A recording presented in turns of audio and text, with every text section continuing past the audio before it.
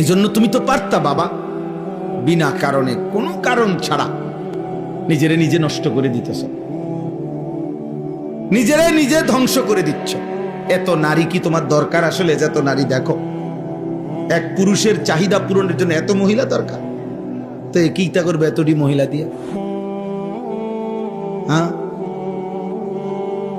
বলো ভাই। একটি পরে উপযুক্ত বয়সে আল্লাহ তো কুদরতি ভাবে, আল্লাহ তাআলাই তো হালাল পবিত্র স্ত্রী এই পৃথিবীতে আদম এবং হাওয়া, সেই প্রথম মানুষ আদমের কাছে যেমন আল্লাহ নিজে তার স্ত্রীকে পৌঁছাইছেন, কিয়ামত পর্যন্ত যুগ যুগ ধরে আমাদের পূর্বপুরুষ থেকে হালাল বিবাহের বন্ধন চলে আসতেছে। এর বরকতেই তো আমরা আসছি পৃথিবীতে আল্লাহর দয়ায়। তো তাইলে এই ধারা যেহেতু চলতেছে এই পর্যন্ত আদম থেকে, তো আমার সামনে তো চলবে। এটা কথা বোঝেন নাই?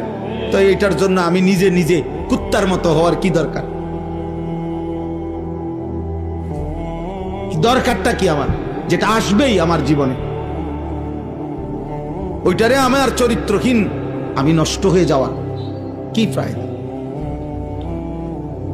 মনে রাখো বাপ, একটা গুরুত্বপূর্ণ কথা, আখিরাতের কথা, কবরের কথা, জাহান্নামের কথা, আযাবের কথা শুনবার পরেও যার মুখে হাসি, এই যে মাঝখান দিয়ে 2-4 জন ছেলে, তো মনে রাখো আব্বা, নিশ্চিত ধরে নাও তোমার তার সিরা,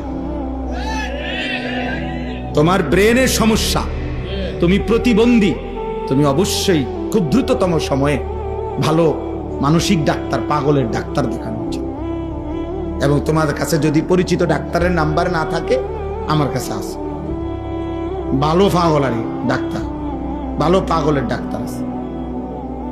একেবারে পাবনাও যদি যাইতে চাও, আর সেখানকার পরিচিত অনেক লোক আমার আছে, পাবনা অনেকবার মাহফিলে গেছি, আমার অনেক মহব্বতের লোক আছে। একবারে ডিবির একজন বড় উচ্চ পদস্থ অফিসার আছে আমার মহব্বতের পাবনা বাড়ি।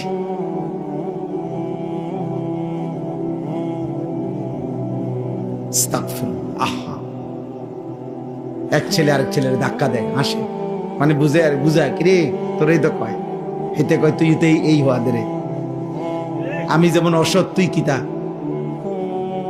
বুঝেন না হিসাব? হ্যাঁ, এটাই বাস, দুজন এটাই বুঝায় আর কি, একজন আরেক কি কয় বুঝছ না, তোরই তো কয়। লজ্জিত হওয়া উচিত বাবা, লজ্জিত হওয়া উচিত। আহা, আমাকে বলছে কেন আমি এমন দুর্ভাগা হলাম, আমি কেন এমন বদনসিব হলাম, আমি কেন এমন দুর্ভাগা হলাম।